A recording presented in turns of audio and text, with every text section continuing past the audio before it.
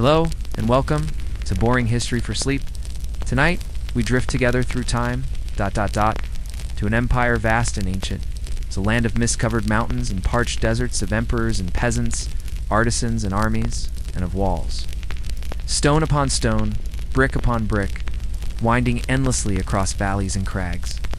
The Great Wall of China is a monument as old as memory itself, but tonight, we will not stand atop its mighty battlements. Not yet. Instead, we begin in the dust, down at the foot of the wall.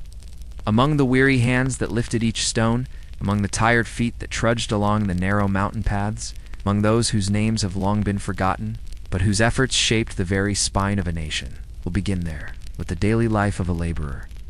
Then, slowly, gently, we'll widen our gaze. We'll visit the courts of emperors, the quiet corners of Confucian thought, the archaeologists who uncover forgotten tools, the myths whispered at firesides.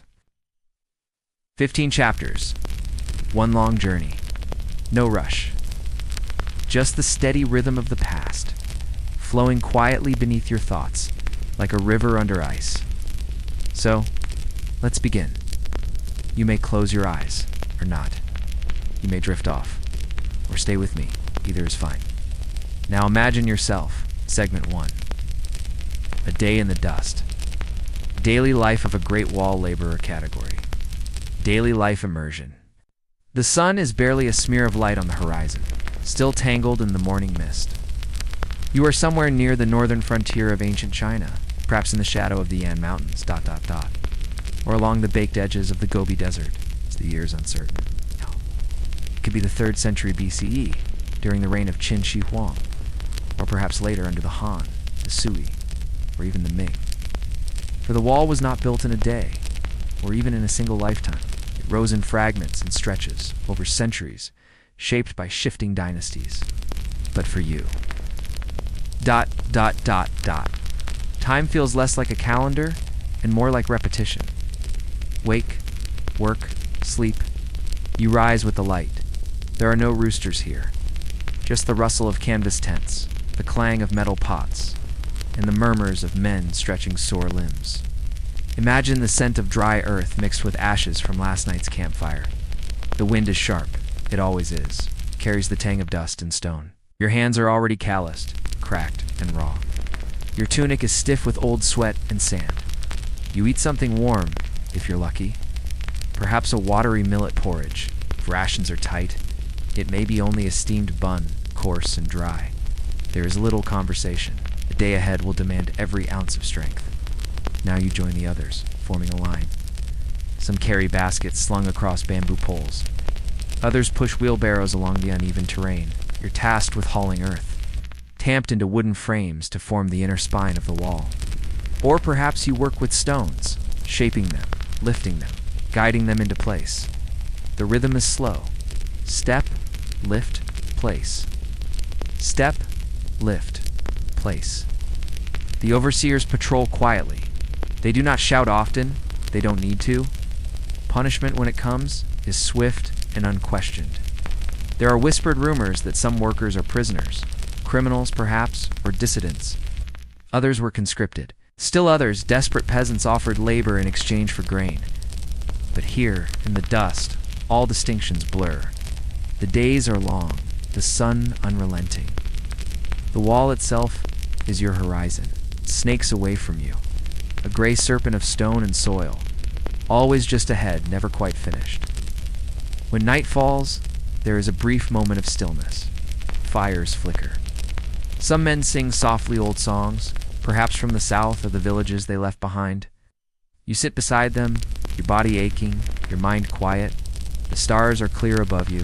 The wind has calmed. Press your back against a warm stone newly laid. You wonder how much of the wall you've built. A few meters, perhaps. A few paces. Doesn't matter. This is your rhythm now. A rhythm of endurance. Slow, steady motion. The rhythm of a wall that grows. It's stone upon stone. And so you sleep. And while you rest, the wall remains. A cold sentinel. Unfinished. Waiting for morning. Segment 2. The Emperor's Vision. Qin Shi Huang and the birth of the wall. Now, gently we rise from the dust. The stars above the laborers fade, and our view shifts. We drift backward through time to a palace complex rising from the plains of Shenyang near the Wei River. It is the late 3rd century BCE. The man who commands this palace does not sleep easily. His name is Ying Zheng, though you may know him better as Qin Shi Huang, the first emperor of China. Imagine yourself in one of his many chambers. Floors are cool beneath your feet, tiled with polished stone. The air is still, almost heavy, perfumed faintly with sandalwood and the smoke of oil lamps. Silks hang in the alcoves, and quiet scribes in long robes shuffle silently across corridors. Qin Shi Huang is not a gentle man, but he is not cruel for cruelty's sake. His vision is not petty, it is colossal. He sees himself not merely as a ruler, but as a unifier. Before him, China was a jigsaw of warring states, each with its own customs, coinage, and dialects. After years of brutal campaigns, he draws the pieces together and declares a new era, a single empire bound by his will. To hold it together, he needs roads, canals, laws, and walls. The wall is not born all at once, nor is it his invention. Long before his reign, the northern states had already begun building separate walls, simple ramparts of tamped earth, meant to keep out the nomadic Xiongnu and other steppe tribes. But Qin Shi Huang ... dreams bigger. He does not want many walls, wants one. A unified wall like his empire. A barrier that stretches across the empire's vulnerable northern edge, from the edge of the Ordos Loop in the west to the Liaodong Peninsula in the east. And so, under his orders, hundreds of thousands are mobilized. Soldiers, convicts, peasants. Perhaps 1 million, though we cannot be sure. It is said that he rides north himself, inspecting the terrain. One can imagine him there, standing high on a ridge, the wind tugging at his dark robes, his gaze fixed on the horizon. He speaks little. He expects results. Beneath him, the work begins.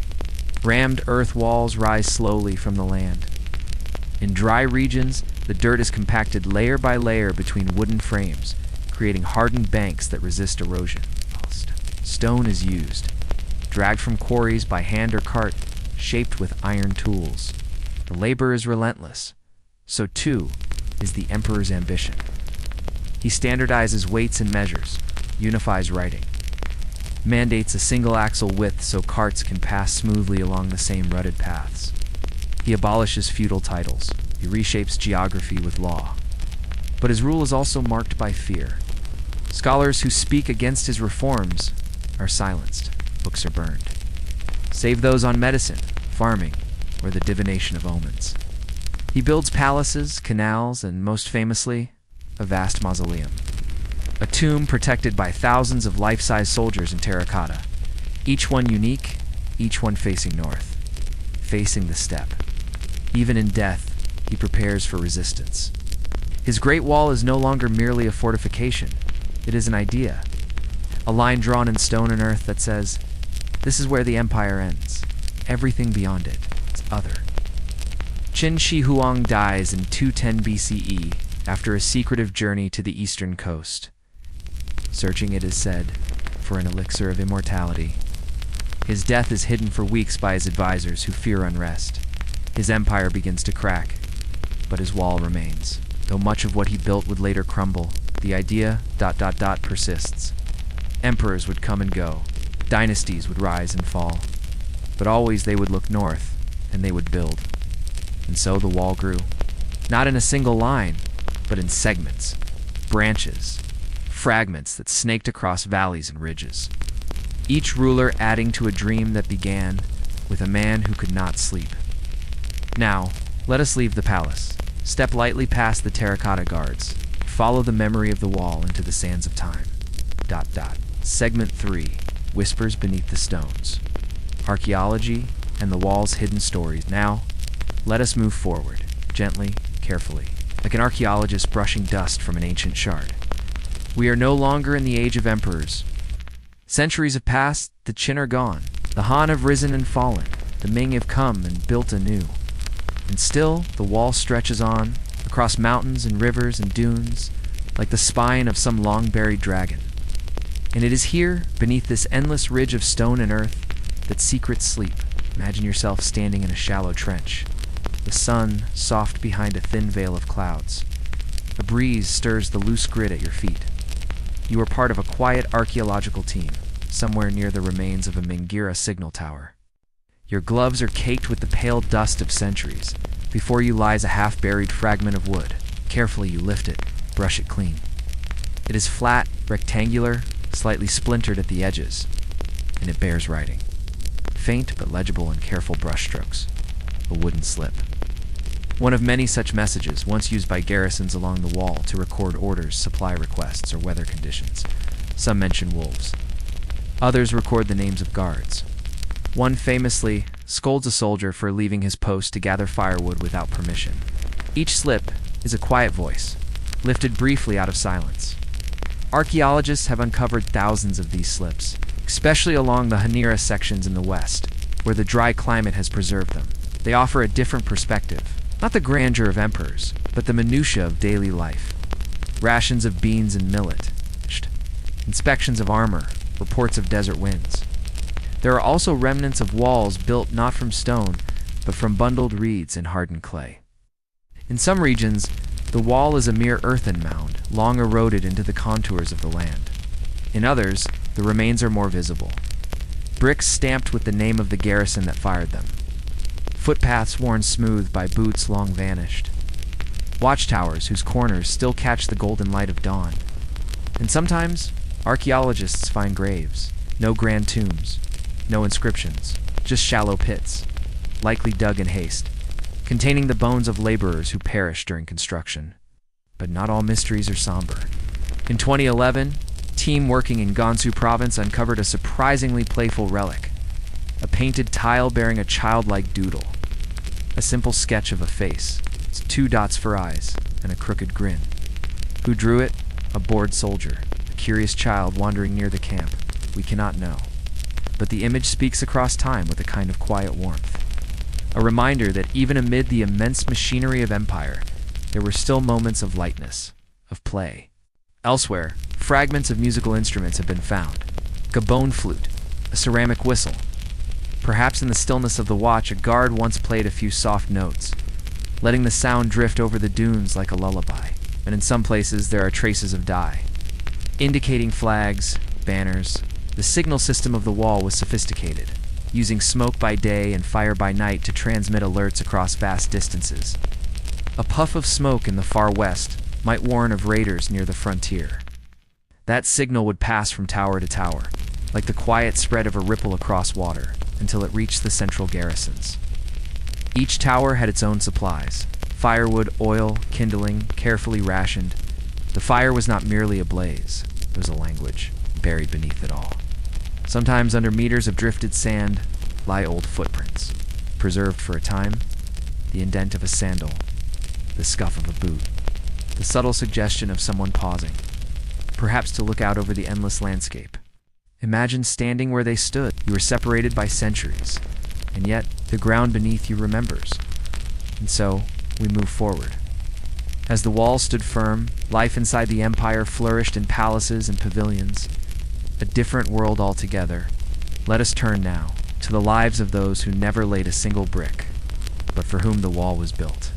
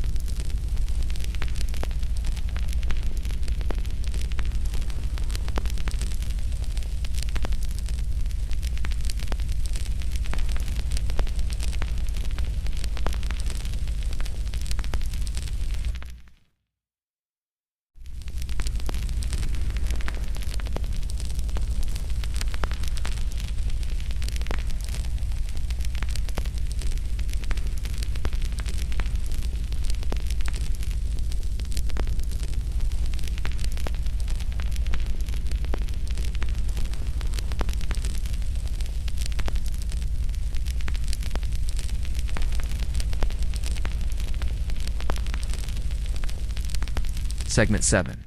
Beneath the Stones. Archaeology and Echoes of Labor. Beneath the ancient stones of the Great Wall, long after the final brick was laid and the last sentry stepped down from his post, the earth still remembers. It remembers the rhythm of footsteps pressed into packed soil. It remembers the calloused hands that shaped the foundations, and the quiet hum of conversations carried on the wind. And it remembers, too, the silence that followed, when time itself became the custodian of forgotten lives. Archaeologists have spent decades studying the remains of the wall and its surrounding settlements, and in doing so, they have unearthed more than bricks and mortar. They have uncovered a quiet but persistent record of human experience, often buried beneath centuries of dust, but still speaking softly, insistently, of the lives once lived here, along certain stretches of the wall.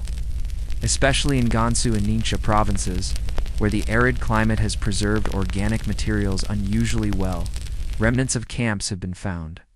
Simple things: scraps of fabric worn thin by sun and sweat, broken ceramic bowls still bearing soot from ancient fires, and even the occasional wooden tag, a kind of identification etched with names or numbers in the rigid brushstrokes of old script. These were not luxurious objects, but they are no less valuable for their modesty. They are the ordinary traces of ordinary lives, and in a world dominated by monumental stonework, they offer a softer counterpoint: the human story beneath the imperial ambition. In some excavation sites near the Hanera walls, archaeologists have discovered graves, shallow, hastily dug, often unmarked. There are no carved tablets, no symbols of rank or wealth, just bones curled inward, as if still clinging to what little warmth they once knew. Some skeletons show signs of malnutrition, curved spines and worn joints, silent evidence of the physical burdens these workers endured. In rare cases, bodies were found beneath collapsed sections of tamped earth, not the result of violence but of accident, of weight unrelieved, of structures failing under their own ambition. Though grim, these findings do not speak of horror in the lurid sense. Rather, they describe a slow erosion of energy, of health, of time. In the sands of western China, researchers have also found documents preserved in sealed jars or tucked within crevices. Some are bureaucratic in nature: tallies of laborers, grain inventories, timetables for deliveries. Others are personal, or at least personal in their implication: requests for supplies, complaints about conditions, messages never delivered. These slips of paper and bamboo are the bureaucracy of empire, but they also whisper about people trying to make sense of an overwhelming system. It is easy to imagine one of these workers hunched over a writing table by the light of a flickering oil lamp, composing a formal appeal for rest or pay or simply softer shoes. Whether their words were ever read hardly matters. What matters is that they were written. Then there are the tools: shovels, chisels, mortars, baskets woven from reeds. They show signs of repeated use, handles smoothed from touch, edges dulled by stone. There is a rhythm in them, a kind of poetry in the repetition, in the knowledge that these same tools pass through countless hands. Each worker left a trace, not in inscriptions or carvings, but in wear and weight, in the polish of use. Even the wall itself is an artifact. Perhaps the greatest of them all, the places where brick was used, especially during the Ming era. Careful studies have revealed subtle differences in the size and composition of bricks from one section to another. These variations tell us not only where the materials were made, but how they were transported, and by whom. One might follow a trail of bricks all the way from a kill in Shaanxi province to a tower in Hubei, tracing the path of carts, porters, and wheelbarrows along forgotten trade routes and dusty mountain paths. There is also a kind of fingerprint in the mortar, a blend of lime, sand, and glutinous rice, that has proven so durable it still holds firm in many places today. This mixture was not chosen at random. It was the result of experiment, of experience, of a culture that valued resilience above ornament. In this, the wall is not just a barrier, it is a lesson. And finally, the human genome itself adds a quiet voice to this archaeological chorus. Recent advances in forensic anthropology have allowed scientists to extract DNA from bones found near the wall, revealing the surprising ethnic diversity of the workforce. Men from distant provinces, women who may have followed or been relocated, ethnic minorities absorbed into the empire. Their remains speak of a project that drew people from across China's vast landscape. It was not just the labor of one people, but many. Perhaps unwillingly, perhaps unknowingly, they built together. And in doing so, they left behind a record not just of stone, but of shared experience. It is easy to walk atop the wall today, to look out over the valleys and marvel at the scale, the symmetry, the sheer persistence of the thing. But beneath your feet, in layers of compacted earth and forgotten tools, lies a quieter story. The story of the workers whose names never entered the annals of court historians. The story of people who labored under sun and snow, who shared meals of boiled millet and bitter greens, who dreamed perhaps not of glory or empire, but simply of rest. And so the archaeologist, brush in hand, becomes a kind of listener. Each shard, each bone, each weathered coin is a sentence in an ongoing conversation between past and present. Between the official history, the dynasties and decrees, and the unofficial one, made of footsteps and fingerprints. The Great Wall, then, is not only a monument to strength or fear or ambition, it is a monument to memory. 2 countless lives embedded in the mortar, layered in the soil, recorded not in words, but in wear, as the sun sinks behind the western ridges, casting long shadows over stone and sand. One can almost imagine those lives stirring, not in haunting, but in presence, as if the wall in all its ancient silence still remembers the hands that made it. From the earth and stones, let us now gently turn our gaze toward the world beyond the wall, to those who lived not at its base, but within the cities of power. The contrast is sharp, but in that contrast lies a deeper understanding of the empire that built it. Segment 8. Within the walls of power, life in the imperial court. Far from the dust and stone of the frontier, beyond the clang of chisels and the grumbling of oxen pulling carts along mountain roads, there existed another world, a world where life moved more softly, but with no less structure. This was the world of the imperial court, where emperors ruled from behind ornate screens and officials in embroidered robes walked carefully laid paths through manicured gardens. If the Great Wall was the bone and sinew of the empire, then the court was its head, where decisions were made, edicts signed, and visions of control shaped into stone. Life within the palace was, in many ways, the opposite of that lived by the wall's builders. It was not necessarily easier, though it was certainly cleaner, quieter, and more adorned. The Forbidden City, as it would come to be called in later dynasties, was a realm of meticulous order. Courtyards lined with polished stone tiles reflected the rising sun each morning. Drums and bells marked time. Incense curled through halls heavy with lacquer and gold, and silk rustled gently as ministers passed through the shadows of vermilion pillars. Here the day began early, but not with labor. A court official might rise before dawn not to till soil or lift bricks, but to review documents, reports from distant provinces, tax registers, complaints, recommendations, and carefully worded flattery. He would dress with care, fastening his belt, smoothing the corners of his square-topped hat, arranging his robes according to strict codes that dictated everything from color to cut to insignia. Each official bore a rank, and with that rank came expectations, not only of conduct, but of posture, voice, and even facial expression. Within the grand audience halls, etiquette was as solid and unmoving as stone. To speak without permission, to step beyond one's designated place, even to wear the wrong shoes on the wrong day, could be seen as a challenge to the emperor's order, and challenges were not welcome. The emperor himself was a figure both omnipresent and distant. Revered as the Son of Heaven, his person was considered sacred, his voice rare, his face seldom seen by most of his subjects. Yet every decision, every allocation of labor or resources, every imperial inspection of the wall, came from his seal. He did not build with his hands, or often ride the wind-swept ridges where sentries stood. But the wall was, in the end, his will made visible. Still, emperors were not without their own burdens. Its power, for all its ceremony, brought fear. Intrigue bloomed like moss in the shaded corridors of the palace. Eunuchs held more influence than their station suggested, and scholar officials, while outwardly obedient, often maneuvered subtly for favor and position. Poison was not unknown. Spies listened behind screens. Alliances were carefully formed over tea and poetry, and just as carefully dissolved. Despite the quiet, it was a place of tension, smooth on the surface, churning below. Yet the court was not solely defined by politics. It was also a cultural center, a place where art flourished under the guidance of imperial patronage. Painters rendered delicate scenes on silk scrolls, landscapes with misted peaks, cranes beneath pine trees, rivers winding past lonely pavilions. Calligraphers filled pages with flowing script, each stroke a meditation, a discipline, a reflection of the writer's soul. Poets too thrived. Their verses passed between friends and rivals, recited at banquets, whispered beneath moonlit verandas. In such settings, the empire's elite expressed their own longings, their own awareness of impermanence.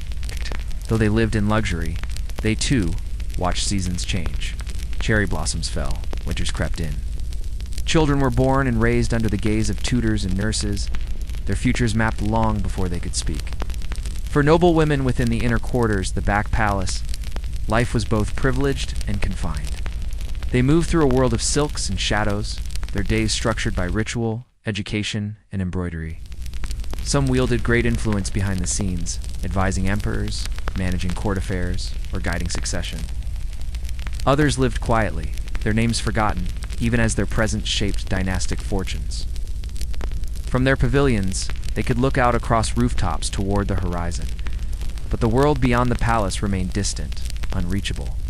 And so, within this gilded cage, they cultivated their own forms of power, in words, in gestures, in loyalties traded softly like folded fans.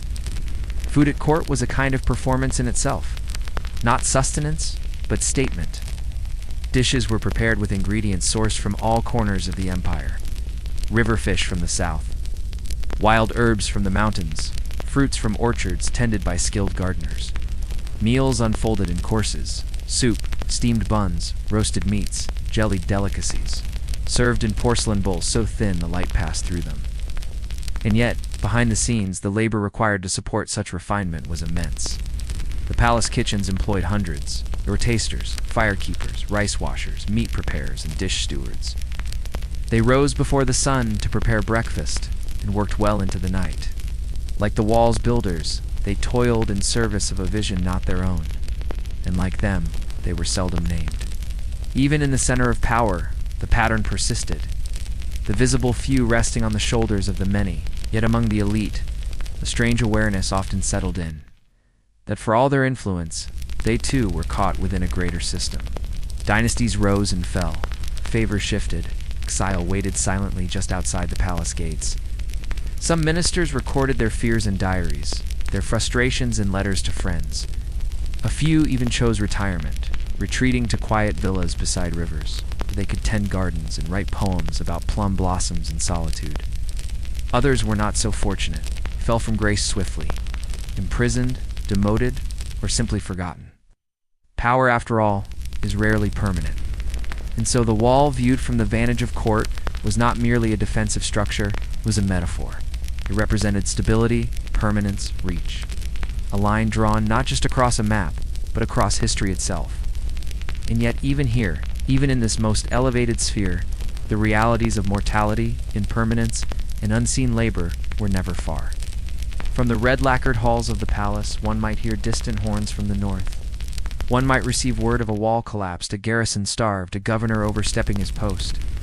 The empire was vast, but not unbreakable. The Great Wall, for all its strength, required constant attention, not only from soldiers and masons, but from the minds behind the scrolls. And so, court life continued, tranquil on the surface, but ever mindful of the horizon. In the soft flicker of palace lanterns, in the careful cadence of rituals performed each morning, there echoed the same truth found among the brambles at the wall's edge, that to build, to govern, to endure, all require not only force, but balance. From the incense-filled chambers of the court, we now drift once more toward the edges of the known world, toward the nomads and outsiders for whom the wall was not a symbol of safety, but of division. Segment 9. The nomads beyond the wall. Life outside the empire. Beyond the towering ridge of stone, past the final outpost where imperial banners fluttered in the wind, lay a land untethered to the edicts of the emperor.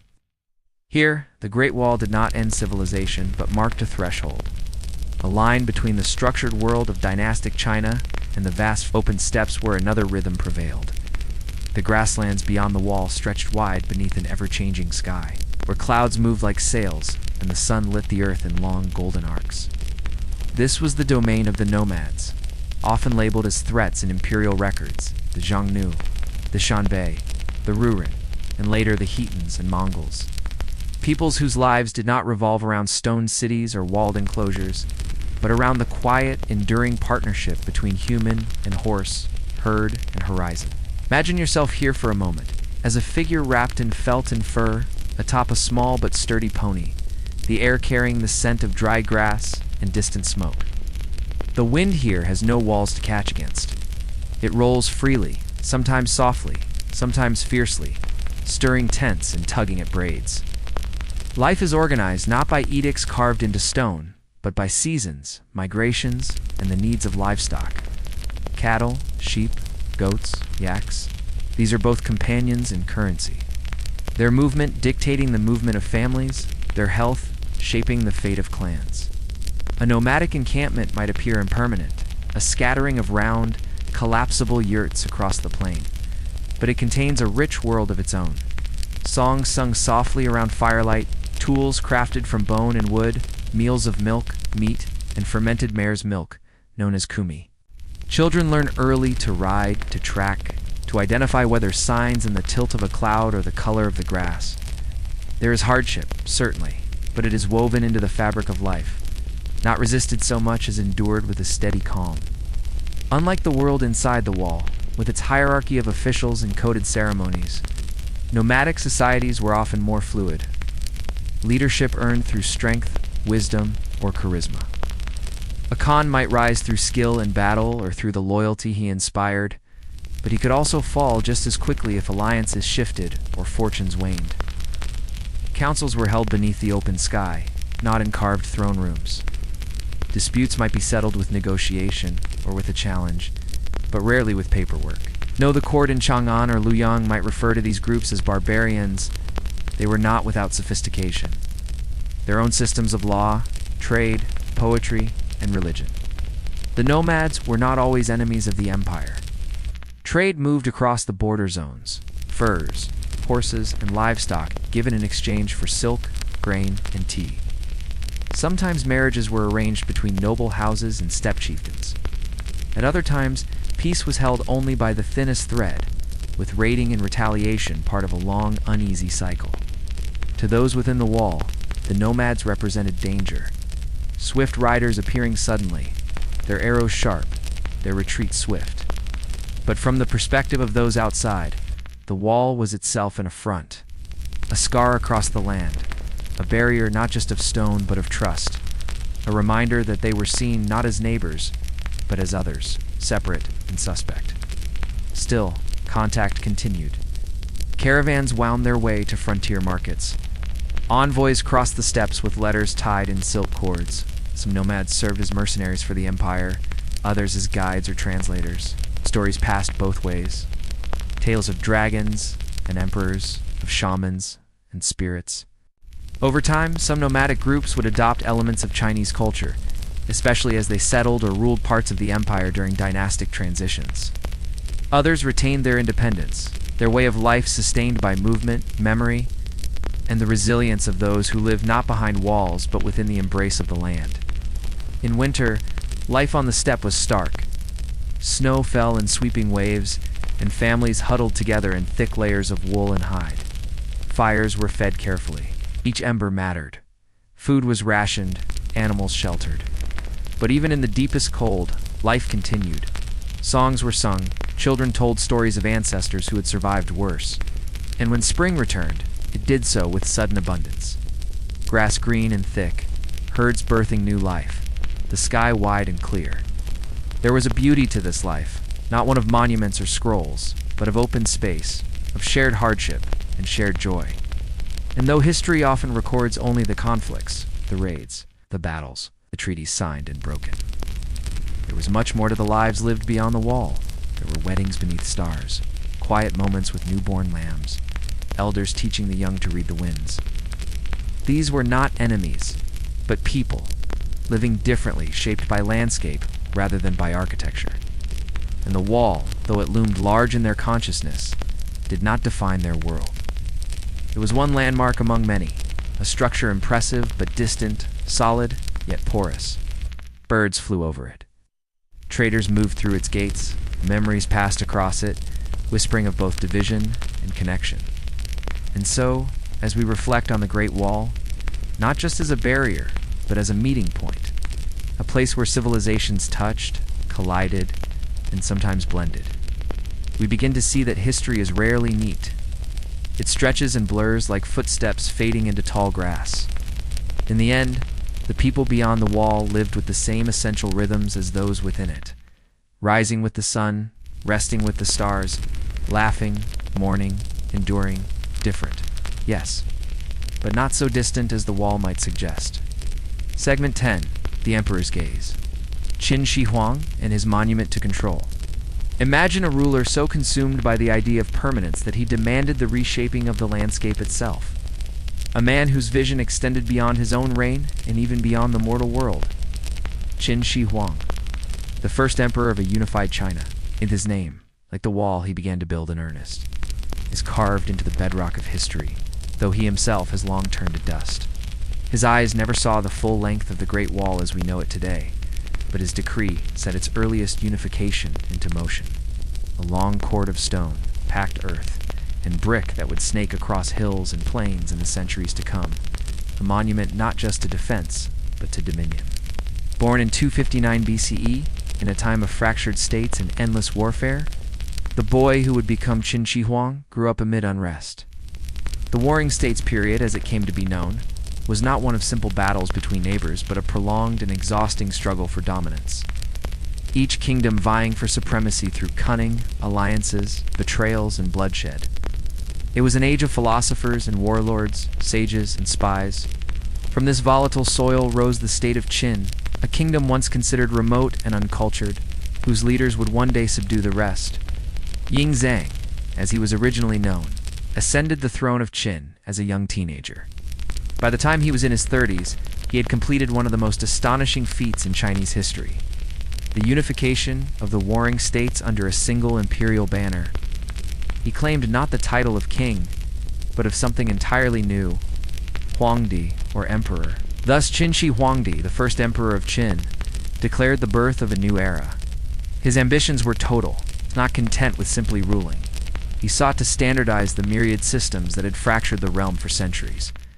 Weights and measures, written script, currency, axle widths for carts, all were brought into alignment under his gaze.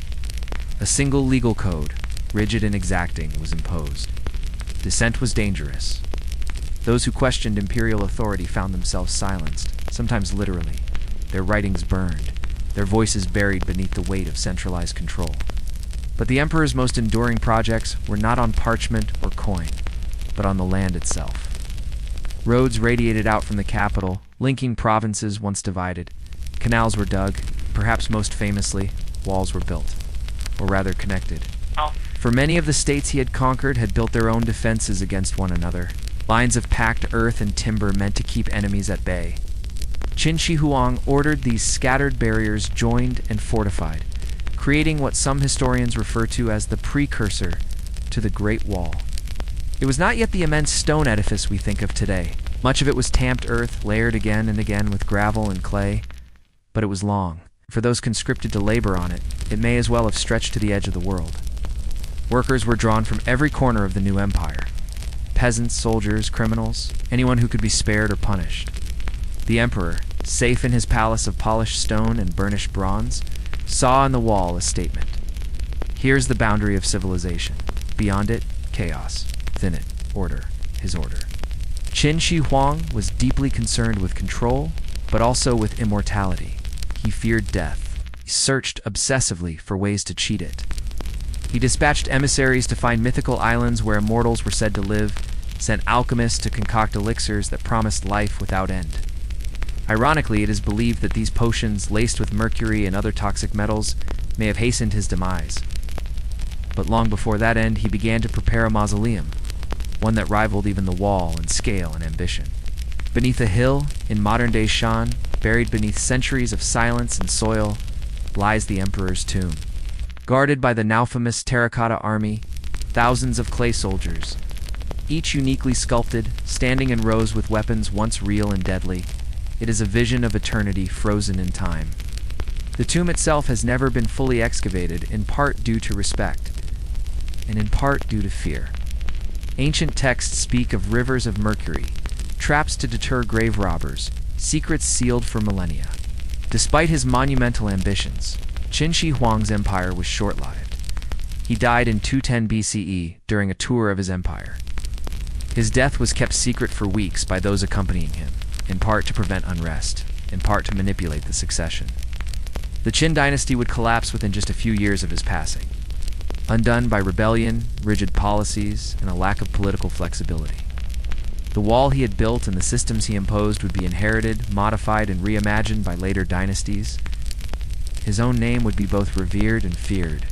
The founder of Imperial China, the tyrant who burned books, the builder of walls, and yet, lying in the quiet of night, one cannot help but wonder about the mind behind such an enterprise. What did he dream? Alone in his chamber, surrounded by maps and petitions, far from the wind and dust of the frontier. Did he imagine the wall would last forever? Did he think it would keep death at bay? Or did he simply believe that through order, through the shaping of the land and the forging of unity, he might leave behind something that would echo across centuries? The echo is there still, though muffled by time. It hums in the stones of the wall, in the fragments of laws, in the faces of clay warriors standing guard over a silent emperor. It hums in the memory of one who tried to outlast the chaos of life by wrapping it in structure, who tried to tame the horizon itself with walls and law. It hums softly now, like footsteps fading into history, or the rustle of wind through dry grass beyond the wall. Segment 11. Legends and Myths. Stories woven around the Great Wall. The Great Wall of China is not merely a structure of stone and earth. It is also a monument carved deep into the landscape of imagination, memory, and myth. Over centuries, stories have gathered around its length like morning mist, softening hard edges and wrapping the wall in layers of legend. As you imagine standing beside its ancient ramparts, feeling the rough texture of weathered bricks beneath your fingertips, listen closely, and you might hear whispers of these tales. Narratives shaped by hope, sorrow, love, and loyalty, passed down from one generation to the next. One of the most enduring and tender stories is that of Meng Jiangnu. The legend tells of a young woman whose husband was taken away to labor on the wall shortly after their wedding. When winter arrived, Meng Jiangnu, heart heavy with longing, set out on a journey across the mountains and plains to find him. She traveled through biting winds and drifting snow, carrying only the warmth of her love. Upon reaching the construction site, she learned that her husband had perished under the relentless toil of forced labor, his body buried somewhere beneath the stones.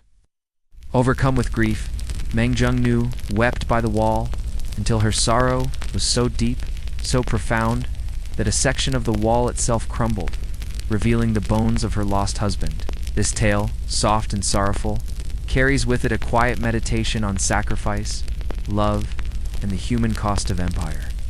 Themes that resonate even as the centuries pass. It is not an exciting story of battles or victories, but a gentle reminder of the people who lived, loved, and suffered alongside the grand sweep of history. Another story speaks of the wall's construction itself, where in many places, legend holds that builders used not only stone and earth, but also the bones of the fallen, a haunting metaphor for the human price of such an immense undertaking. While archaeologists debate the literal truth of these claims, the metaphor remains powerful, a whisper of those who vanished beneath the weight of empire, their lives folded into the very fabric of the structure. The wall becomes not just a barrier, but a memorial, a layered testament to endurance and loss. Many myths also surround the wall's protective powers. In some folk tales, it is said that the wall kept away spirits or malicious forces, that it formed a spiritual boundary as well as a physical one. Some villages believe that certain sections were imbued with the blessings of monks or Taoist priests, giving the wall an almost sacred quality, a silent guardian watching over the land. These beliefs, gentle and reverent, reflect the intertwining of the natural and supernatural in traditional Chinese culture, where mountains and rivers are alive with unseen presences.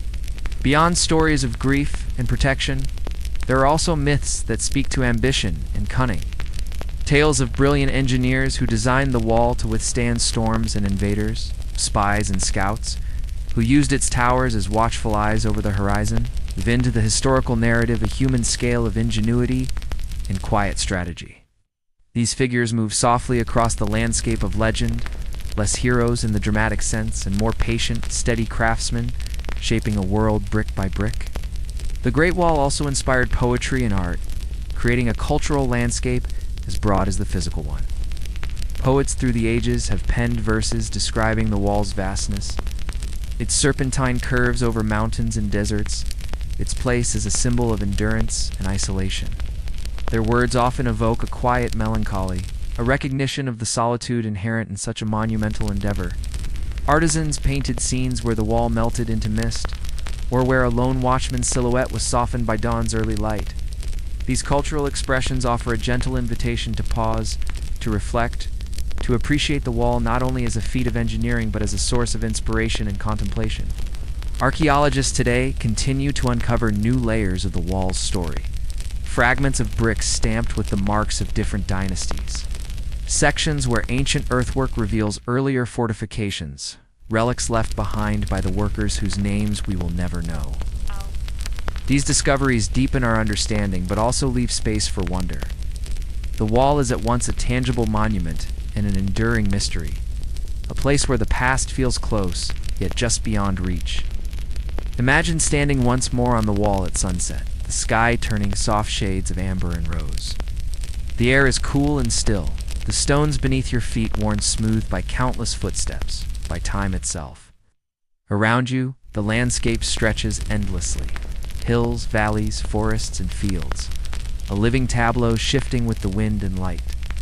In this moment, the wall is not just a physical boundary, but a bridge between past and present, between history and myth, between the enduring human spirit and the vast, quiet earth.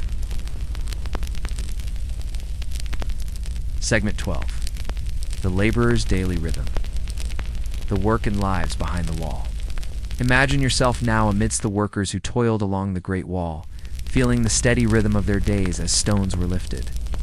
Earth was packed, and walls slowly rose against the horizon. Their lives were bound to the wall's relentless pulse, a constant rhythm shaped by dawn and dusk, by the seasons, and by the heavy weight of duty imposed from above. These were not the grand generals or distant emperors, but the countless souls whose sweat and strength laid the foundation of one of history's greatest monuments. The mornings began early, with the soft light just brushing the peaks beyond. The air was often crisp, filled with the scent of dew-soaked grass and the faint dust that clung to the earth. Workers gathered near campsites, simple arrangements of tents or rough shelters made from woven mats and timber, where the muted sounds of stirring stirred the silence. Conversations were quiet, voices low as men and women prepared for the day ahead. Stretching limbs stiff from sleep, sharing small morsels of bread or rice porridge, and drawing deep breaths of cool morning air. Their tools were humble, but effective. Wooden sledges, baskets woven from reeds. Handheld picks and shovels. Hammers carved from wood or stone, and baskets for carrying earth and rubble. The clinking and tapping of tools began gently, like a soft percussion accompanying the waking world. The ground underfoot was firm in the chill of morning, but softened as the sun climbed, releasing faint scents of damp earth and stone. Labor was divided according to skill and strength.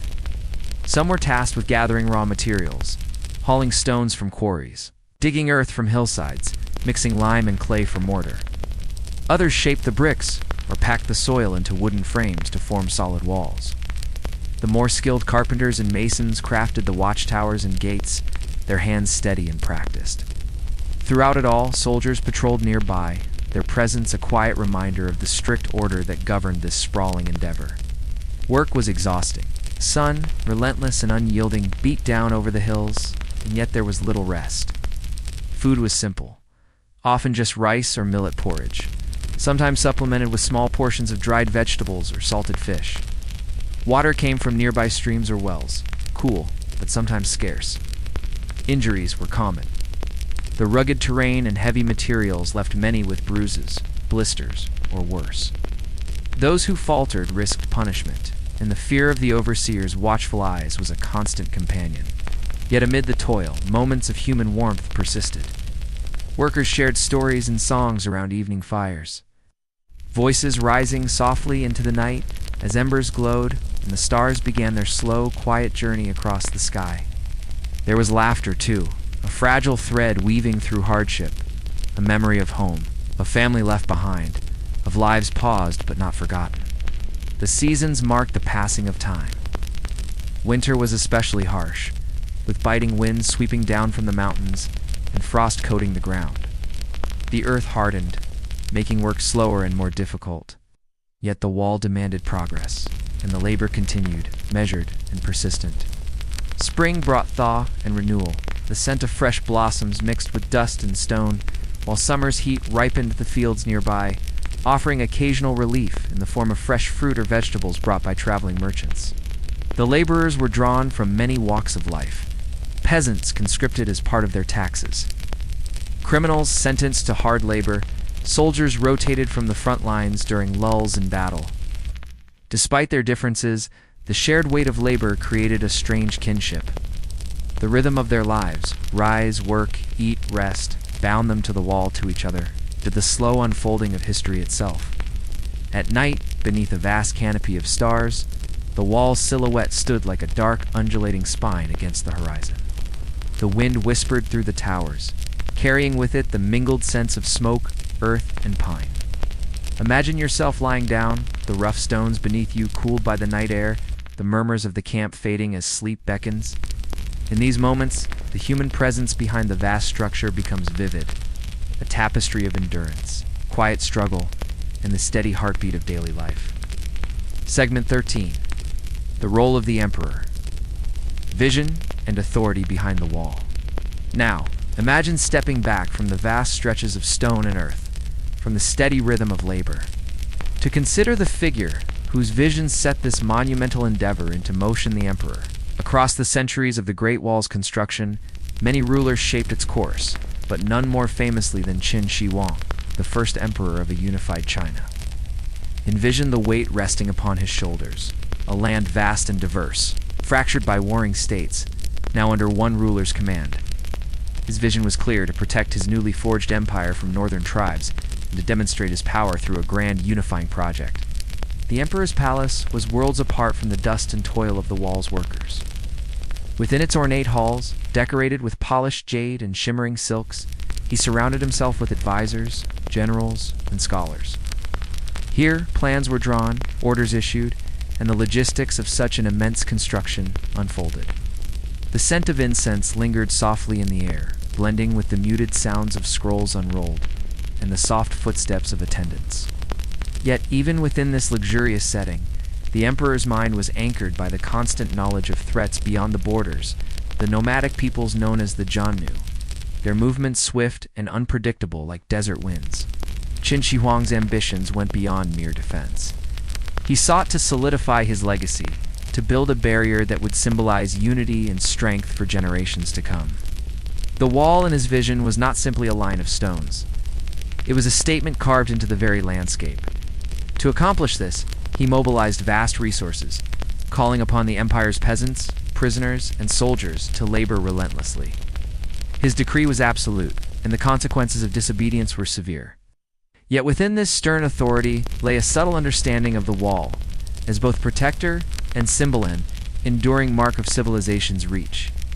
Later emperors continued this legacy, each adding their own chapters to the wall's story. The Han dynasty extended the fortifications, pushing the boundaries further west into the deserts and mountains, seeking to secure trade routes that connected China to distant lands. The Tang and Ming dynasties, too, contributed sections, each reflecting the shifting priorities and challenges of their times. Imagine these rulers, separated by centuries but united in purpose, looking out from palace balconies at maps spread before them, their fingers tracing the sinuous lines of the wall as it snaked across the land. Behind the scenes, the emperor's court was a complex web of politics and intrigue. Advisors debated strategies. Military leaders planned campaigns. Engineers and architects devised new techniques for building in rugged terrains. The emperor's authority was absolute, yet dependent on the cooperation of many. The wall was as much a product of administration and diplomacy as it was of stone and sweat. Despite the grand vision, the emperor's gaze was often fixed on immediate threats. Nomadic tribes to the north were not a distant threat but a persistent presence. Their raids a constant challenge to the fragile peace within the empire. The wall's towers served as watchful eyes, signaling the approach of horsemen through smoke and mirrors of flame. The emperor's strategy was layered fortifications paired with alliances, trade, and military campaigns, all designed to weave a protective net around his realm. Imagine the solemn moments when the emperor stood before the wall, perhaps during an inspection or a rare visit, feeling the roughness of the bricks, hearing the steady hammering echoing through the valleys. In such times, the wall was not only a barrier, but a tangible expression of his will, testament to the unity he forged from chaos. And yet, for all its grandeur, the emperor's project was also a burden. The lives of thousands were devoted to its creation, many lost beneath the weight of stones or the harshness of the elements. This reality, though distant from the gilded halls, was an inseparable part of the wall's story and echo of human endeavor mingled with sacrifice. As night falls softly over the palace and the distant wall, the emperor's legacy remains a lasting imprint on the land and in the collective memory. Imagine the quiet corridors where portraits and records hold the stories of these rulers, their voices hushed but present, whispering through the ages, inviting you to reflect on power, vision, and the fragile balance between ambition and humanity. Segment 14. The wall and its people. Social contrast in daily lives. Now, gently shift your thoughts from the grand designs of emperors and the harsh lives of laborers to the varied social tapestry woven around the Great Wall, a tapestry where daily life unfolded in quiet. Contrast between those who built and guarded the wall and those who lived nearby in villages, towns, and military outposts. Imagine the subtle sounds of a small settlement waking at dawn, the creak of wooden carts on packed earth, the low murmur of villagers tending animals or gathering firewood, the soft clatter of pottery as morning meals are prepared. The communities near the wall were diverse, their lives shaped not only by the imposing structure, but also by the rhythms of agriculture, trade, and family. Peasant families cultivated millet, barley, and vegetables in fields nourished by mountain streams. Their hands, though accustomed to hard work, moved with practiced ease as they sowed seeds or harvested crops. The scent of fresh earth, the sharp tang of cut grass, and the faint smoke from cooking fires blended into a gentle chorus of rural life. In contrast, military garrisons stationed along the wall held a different kind of routine. Soldiers lived in modest barracks, their days structured by drills, patrols, and maintenance of the fortifications. The clatter of armor and the soft thud of feet on stone pathways marked the rhythm of their duties. Between exercises, they repaired walls, tended to weapons, or wrote letters home on fragile rice paper, their thoughts drifting to families far away. The wall was their constant companion, a silent partner in their vigil against the unknown beyond. Not far from these centers of labor and defense, the elite lived with a quiet dignity shaped by privilege and responsibility. Wealthy landowners and officials, often appointed by the emperor, oversaw local affairs from sturdy homes built of timber and stone, decorated with carved panels and painted screens. Their days were filled with meetings, managing estates, or studying ancient texts under the soft glow of oil lamps. The scent of sandalwood incense often lingered in their chambers, mingling with the crisp pages of calligraphy scrolls. Yet, despite these social divides, there was a shared connection to the wall.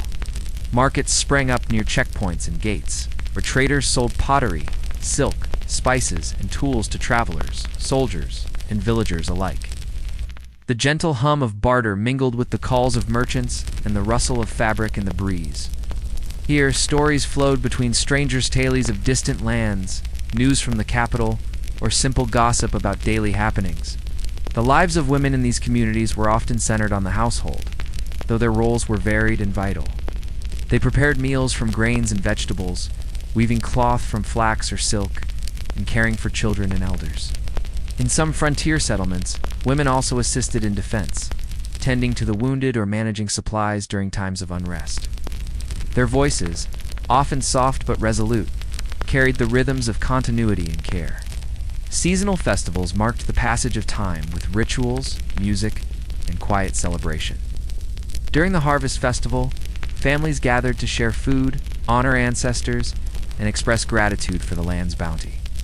Lanterns glowed softly against the evening sky, while gentle songs drifted through the air like floating petals. These moments of communal joy and reflection offered relief from the daily struggles, weaving bonds of hope and resilience. Amid these contrasting lives, the wall stood as a silent witness, a presence both protective and imposing. For laborers, it was the endless task. For soldiers, a fortress and watchtower. For villagers, a neighbor and marker of boundaries.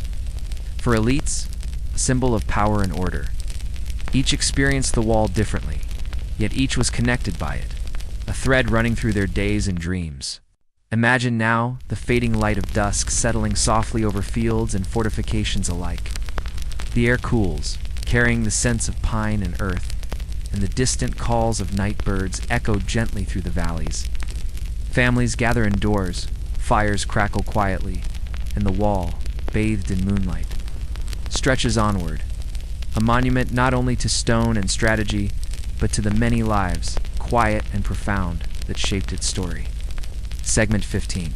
Myths, Legends, and the Wall's Enduring Spirit.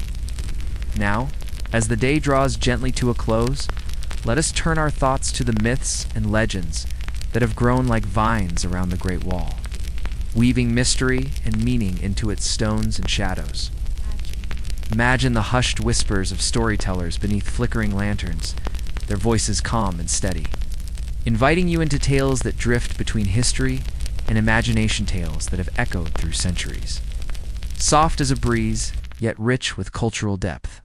One such story is that of Meng Jiangnu, a tale both poignant and quietly haunting.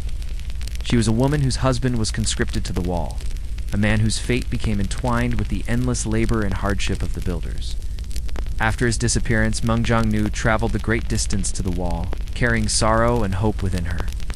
When she arrived, her cries of grief were said to be so profound, so heartfelt, that a section of the wall itself collapsed, revealing the fate of her beloved. This story, passed down through generations, is not one of sensational sorrow, but of enduring love, loyalty, and the powerful human spirit that lingers quietly behind great feats of construction. The wall also holds secrets beneath its surface, mysteries that archaeologists and historians continue to explore with patient curiosity. Imagine the slow, careful brushstrokes of excavation, the delicate clearing away of dust and debris that reveals fragments of pottery, tools, and bones, each artifact a gentle whisper from the past.